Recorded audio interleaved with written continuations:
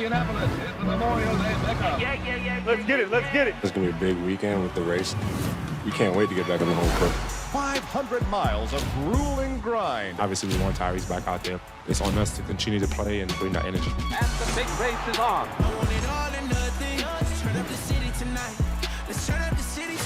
We want to play better. Obviously, losing sucks.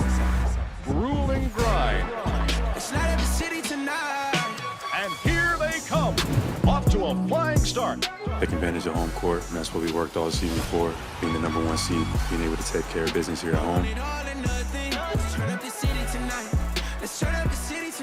here they come. Grueling grind. Now let's go still one in a row, or two. And the big race is on.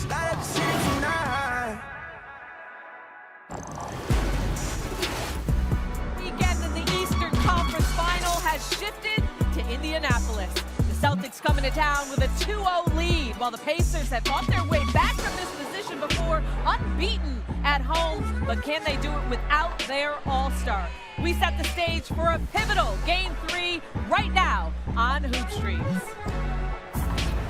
Hello and welcome to Hoopstreams, presented by DoorDash. I'm Cassidy Hubbarth, alongside Youngmisuk and Tim Bontemps, and we have a very special guest, the Pacers superfan. Please tell me about this outfit and how long have you been coming to Pacers games? I am a unicorn transformer cyborg. Okay, that's exactly what you look like. You also look like an Indiana Pacer road warrior, but you're also more bedazzled than Thanos. Hey, we need everything. We need everything tonight. We have to come full throttle. Every time we got a home game, we let the genie out of the bottle. We work on magic, because that's what we rock and roll, shake and bake. We're going to make this thing quake tonight. Can you play point guard? Yes. Boston think they got it. They just don't know, because we're going to flow. We're going to let it go. We're going to open up the barn door, baby. Yes. We dripping and dipping and ripping and gold. Woo. We're going to let the rock, body, and soul, baby. Yes. Look out. Woo. Yeah, we coming for you, Boston Beans. Yeah. Woo. And they're going to need that. Just before we let you go, how long does it take to get in this costume? 3 hours. I do it early and relax, and then I start putting clothes on, start morphing with the hair, the shoes, the wire, the cords, the batteries, full throttle. And I see you're also a Colts super fan, so you do this for Colts games too? 500 fever, you name it, I claim it, I aim it. Woo, just like a bow, I let it float, I let it go. Phew! Okay. Well, save some of that energy for the game, because Like a ball, I got plenty, 100%. okay. Yeah. Well, thank you for joining us, and go enjoy the game today. Don't Good luck forget to your your sign. Pacers. Yeah, don't forget your sign. Believe. There you go. Ah. Woo! Thank you so much. All And guys, the Pacers are gonna need to believe, because Need a lot big of that news. energy. But big news with Tyrese Haliburton out for Game 3. We heard from Rick Carlisle pregame. He basically said the decision was out of his hands, and that, you know, he's getting better, but they'll have to figure out if he can play and reevaluate him again leading into Monday's game. So, Tim, your reaction to the news and how the Pacers have to make up for his absence? I mean, look, coming out of Game 2, when Tyrese left the court here in the third quarter, as we're seeing now, and went to the locker room, certainly felt like his series was probably going to be over at that point.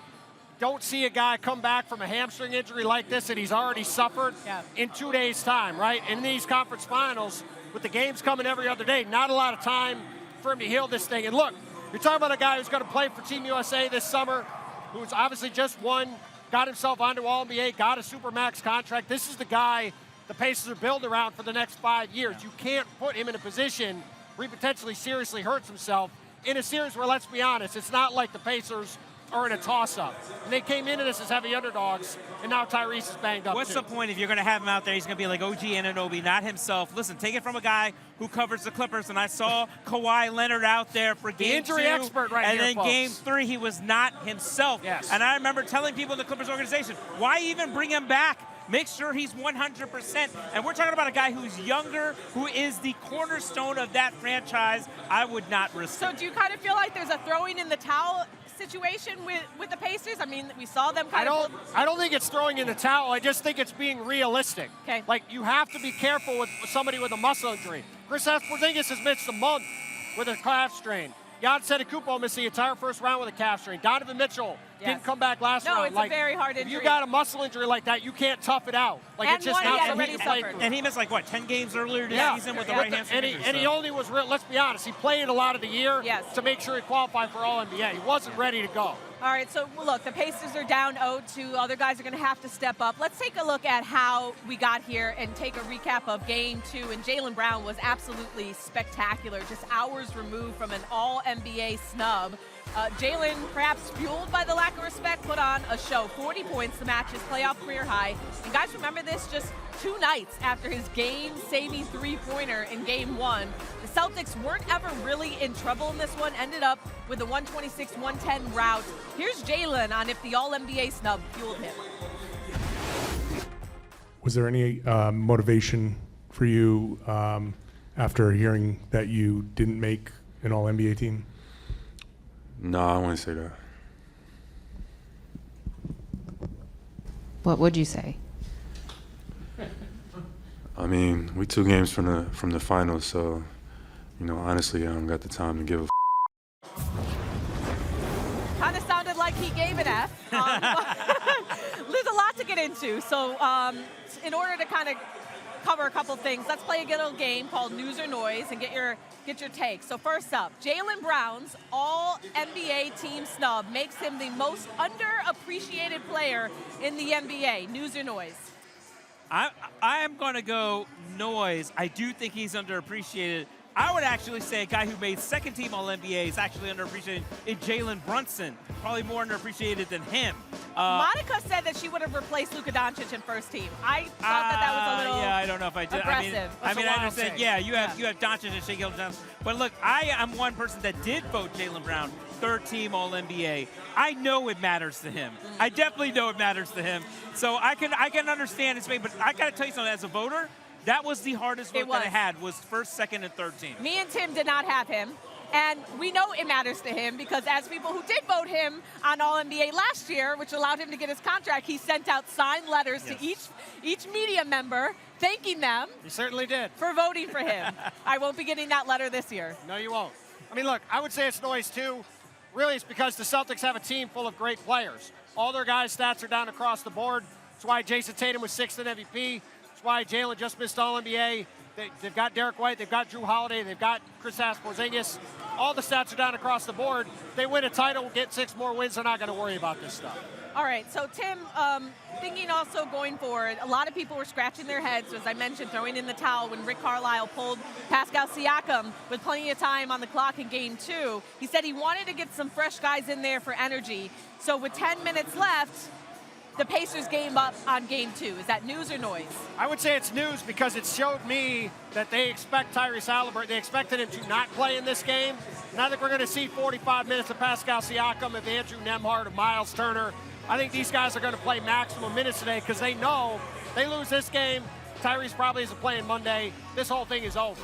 They get this game, series extends a little bit, maybe things look different. So that's why I took it as news. I think we're going to see heavy minutes for the main Pacers guys tonight. For the actual question, I would take it as noise. I don't think they were quitting. I don't think they were throwing in the towel. I do think sometimes coaches look to see, like, hey, my starters don't have it. I'm going to see what else other guys can do. And to Tim's point, if you know Tyrese Haliburton is struggling, now is the time to get those other guys ready for tonight's game. All right, we'll dive more into Game 3 in just a bit, but we have to talk about the Western Conference Finals, which you were there last night. Hardest working guy at the company, both games. Exactly. Game 2 definitely didn't disappoint, so we got to talk about last night.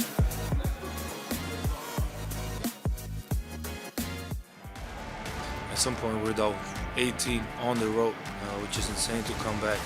A three is down the hatch. He's starting to feel it here. Edwards off the leg of Green, serving for the lead. Got it! Edwards drives and feeds. Shot clock at 2, 3 by Reed. Another one. Where would they be in this ball game without Naz Reid? Edwards, 10 to shoot. Trying to step through and threw it away. 12.8 seconds to go. The play was to get Luka the ball and let Luka do what Luka does in those moments. Stepping back for the win. He got it. He got it with 3 seconds to go. Daniels will inbound. It's off to Edwards, setting up. 3, Reed, no! Dallas has won. The Mavericks go up 2 games to none.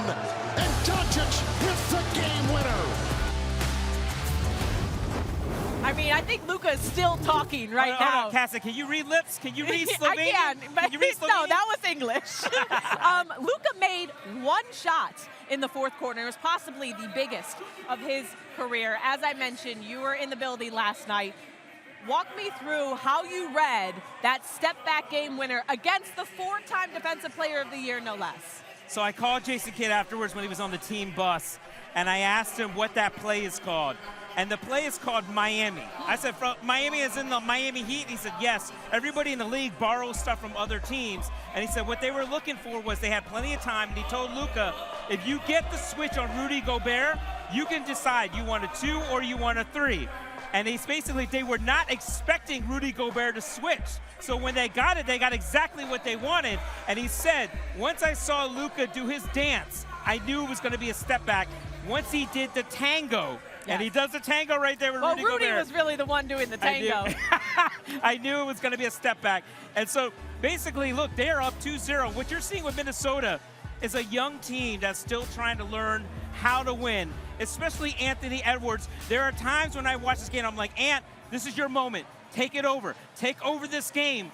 And it's still like he's still processing everything, and he's still learning. You can see it on the floor. Karl Anthony Towns, he didn't play the final 8 minutes. Right. He also is learning how to win in this stage. So I think this is a moment where we are seeing 2 superstars from Dallas and their experience. Yes. And also on the other side, no experience. I want to get into Ant in a second, but Tim, just a little bit more on that shot. And really, Rudy Gobert. I mean, we saw post-game with Luka. He kind of took a jab, like, I know, I'm slow, but I'm faster than Rudy Gobert. You and I both voted Rudy Defensive Player of the Year, but it seems like the players don't really respect his defensive prowess. What was your take on his defense there, and does it impact your thoughts on him being Defensive Player of the Year? No, we had the right vote, and if you look at the way that play played out, there's no guy his size in the history of basketball that could have stuck with Luka as long as he did on that play.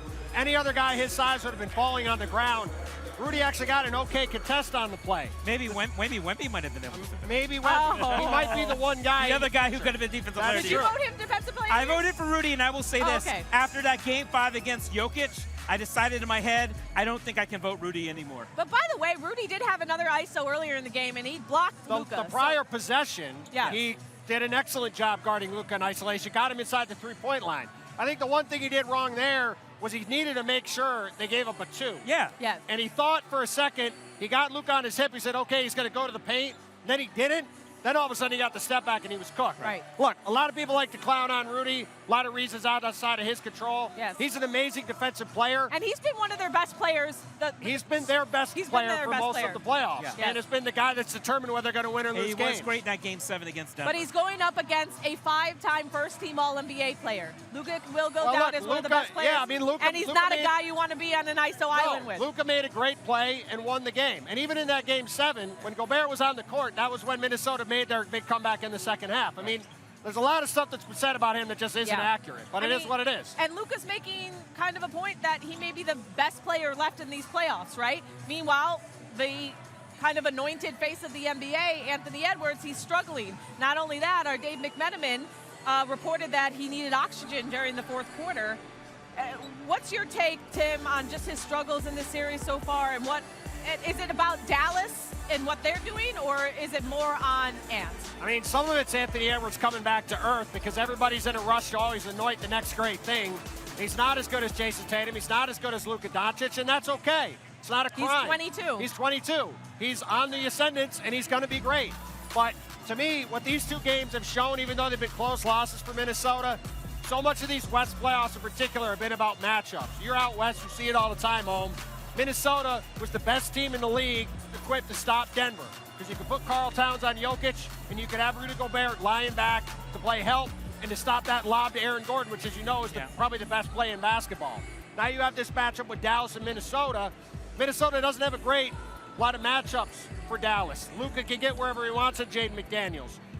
Kyrie Irving being out there means that Anthony Edwards has to guard him. He's running out of gas. And earlier in the playoffs, Anthony Edwards was making a ton of really difficult contested jumpers. He stopped making those shots. Put all that together, That's why he's struggling. That's why it's 2-0 Dallas. Dallas basically has decided we're going to make you shoot from the perimeter. You're not going to get to the rim, which is obviously a strength. Number 2, he is chasing Kyrie Irving all over the floor. Yes. And if you watch, one thing that has impressed me about Anthony Edwards this entire postseason run is his perimeter defense, how he's able to stay on guys like Jamal Murray out in front and block them from getting to the rim. But Kyrie Irving chasing him around for an entire game, that is tough, especially when you got to go through screens with Lively, with Gafford, all these guys hitting him. He's getting tired. And then on top of that, I do think he's feeling a lot of pressure because there's been a lot of hype on him going on. It's natural for a young player to believe into your hype, and he wants to win this. But you know what?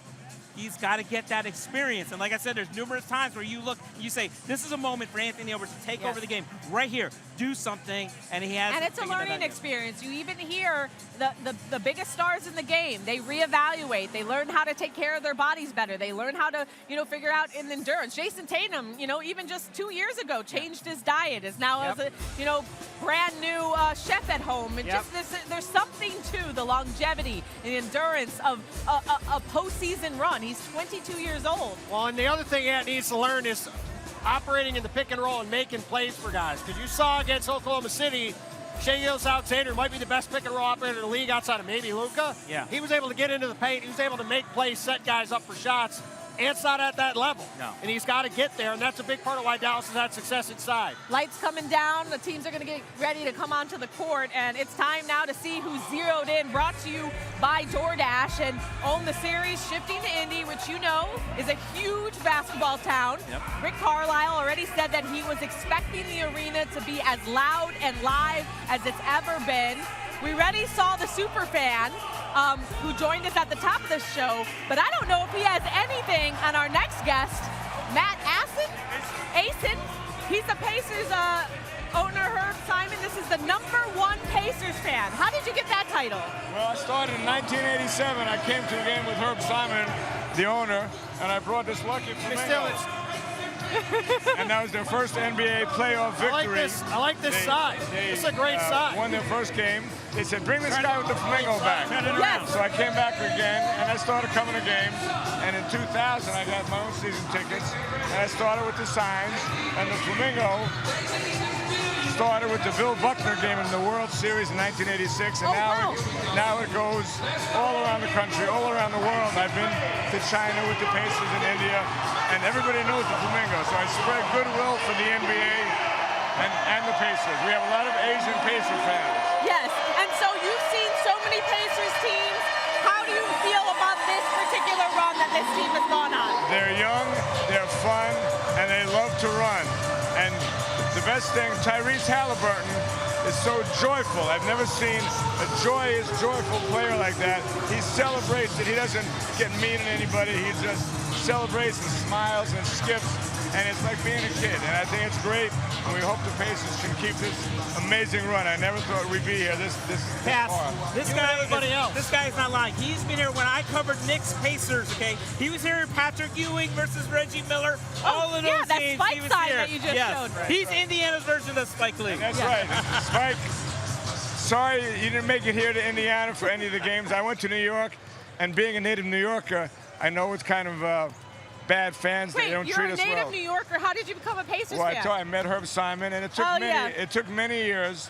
I rooted for the Knicks against the Pacers, and then one year it was like I finally got rid of my old girlfriend and fell in love again. And I've been a Pacer fan, and Indiana has embraced me. Herb Simon and the family. I'm a celebrity here. Oh yeah. But it's Midwest. It's wonderful. Yes. So do you feel a responsibility today with Tyrese Haliburton out? Do you feel like you really need to bring your A game? Well, I'm in my to A game. We need to have somebody else step up. So it's got to be Obi Toppin. Okay. He's got to be the guy to step up and fill the shoes, along with everybody else. TJ's going to do it. Miles is going to do it. But we need someone who doesn't score a lot normally. And I'm hoping, Obi, you're watching this. You come on and hit the threes. Obi's right there. He's not watching. Hit the threes. He's right behind us. Make the dunks and nothing between your legs. How satisfying was it beating the Knicks?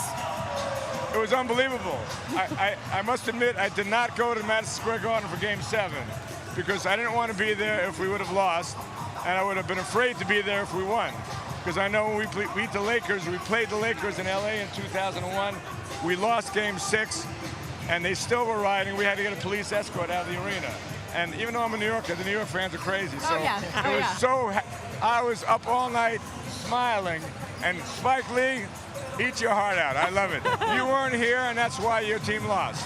Well, Matt, we really appreciate you joining us, and good luck and enjoy the game today. I hope to be here for the finals against whoever makes it here. And the Flamingo, look for the Flamingo. You'll see it. We'll look for the Flamingo. And now I have 4 grandkids, so when they're up, they get to watch the game and look for Poppy.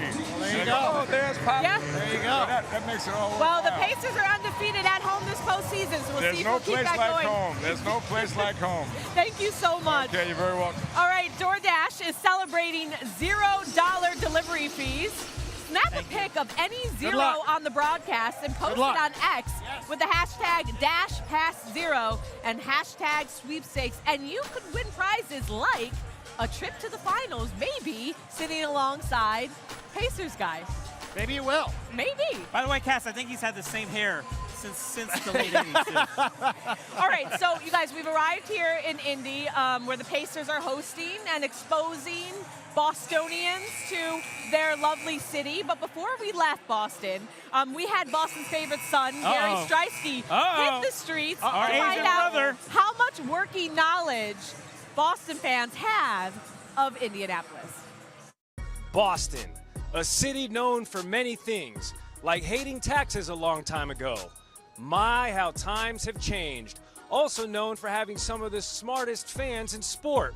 They know just as much about their opponents as they do their own teams. But what happens when a new enemy's at the gate? It's time to get to know your ops. If you answer these 5 questions, you guys can split this Dunkin' gift card. You won't be able to get something for each of you, but I'm sure you can split a nice large drink. What is the capital of Indiana? Indianapolis. Indianapolis. No. Indianapolis or something? 1 for 1. Crushed it. How many miles do they race in this Indianapolis 500? 500. 0.3 of a mile? 500. You can't stump this man. Larry Bird, he's a legend. You guys were not alive to see him play basketball, but I'm sure your parents have told you stories. Can you name the college that he went to? University of Indiana. University of Indianapolis? Indiana State. He was quick with that one. What the hell is a pacer? It's got to be a horse. Like a runner? Like... You thought you were going to stump Jordan? Are you stupid? Someone who paces back and forth and dribbles the ball until they shoot and then they score. Something like runner, or a pacer, like someone who sets a pace for something in a race. Congratulations, the boys got all 5 questions correct. There you go. There you go. Let's go. The bros bro. Gary, I was just saying, all those young kids probably love Gary because he is the bros bro of all bros. And that was awesome. All right, so time now for the main event. Let's get into it. We're about 7 minutes away from the start of this game on ABC. So this is Tatum's 7th postseason. He's played Giannis 3 times, Embiid 3 times, KD twice, and Steph. Had an MVP opponent 9 times in 7 years. Butler's Heat 3 times. 12 really difficult series, guys. Do you think it's fair to let Tatum have an easy series? What do you mean? Exactly. This is. It is what it is. Yeah. It is what it is. I mean, look, I would have loved to see Jimmy Butler healthy. I'd have loved to see Donovan Mitchell healthy. I'd love to see Tyrese Haliburton healthy. But at the end of the day, you got to get lucky to win a title, and you got to go through who's in front of you. That's what the Celtics are doing. We've seen them time and again make life more difficult on themselves. They took care of business at home, even though Game 1 was very dicey. And let's see if they can do so in Games 3 and 4. Get themselves 10 days off before the finals. So you're not having this whole, he's got an easy route. No. Whoever they play next is going to be the hardest battle for Boston, hands down. Whether it's Minnesota and their smothering defense, or it's going to be Luka Doncic and Kyrie Irving. I mean, I know I talked to 2 former champions in the last couple of days, and I asked them about the Celtics, and they were like, Celtics offense is not as good as advertised. it's great in the regular season, but when you get them in a playoff series and you give another team 7 games for their defensive repair, it's a lot harder for Boston. Well, and the thing that it was supposed to be different about it was Chris Porzingis, who hasn't basically played the entire playoffs. Yes. So that's the whole key for them. They got to get him back healthy. I do think, though, the next round is going to be incredibly tough for the Boston Celtics. Sure, it'll be a tough challenge whoever they get, no question. And by the way, Jason Tatum, he now has the most postseason points through 7 seasons over the likes of Larry Bird and Michael Jordan. So just lay off Tatum a little bit is all I'm saying. Pacer side, again, Haliburton out for tonight due to that hamstring injury. Who needs to step up in his place the most, Ohm?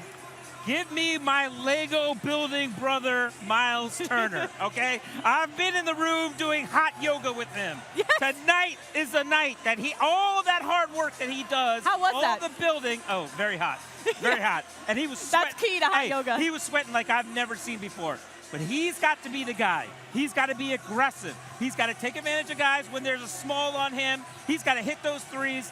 I need to see him be aggressive to really help this team out and cover for Tyrese Haliburton. It's Andrew Nembhard and TJ McConnell. Those are the 2 guys who really have to step up. They're going to handle the ball with Tyrese Haliburton out. Obviously, Pascal Siakam has to be an amazing player again today. He's been really good the first couple games. He's got to be good again. But they need Nembhard to hit shots. They need McConnell to make plays. McConnell does not play well against Boston.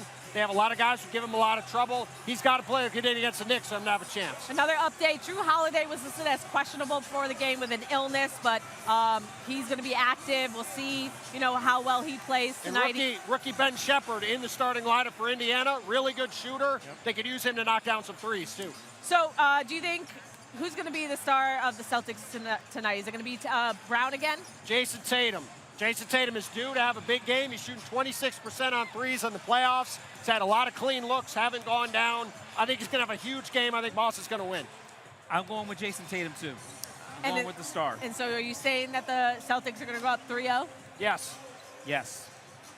Is it going to be a game? Because I feel like this atmosphere could help the Pacers at least make it competitive? Or do you feel like... I think the Pacers will hang in there because of the crowd and because they play really fast. They're going to still score. I just think Boston's going to wear them down as the game goes along. A lot like Game 2. That game, as it went along, Boston established itself in control. I think Game 3 will be a lot like that. I think Indiana's going to be in this game, especially early in this game. And then I think when it comes down to the end, it's going to come down to shot making. And who has the best shot making? Boston. Yeah. And like Rick Carlisle said pregame, Tyrese Haliburton desperately wanted to play this game, but it was out of his hands. They will reevaluate him and see if he can play Game 4. I'm sure he's going to be itching on the bench to try to give his team some sort of vocal spark, but because he is the vocal leader of this team. We'll see how it all plays out. Game 3 coming your way at 8:30 Eastern on ABC. We'll be back here on Monday for Game 4. Thank you so much for watching Hoop Streams presented by DoorDash. For counting us down to 0. DashPass your door to $0 delivery fees on DoorDash. Thanks so much, guys. Enjoy the game.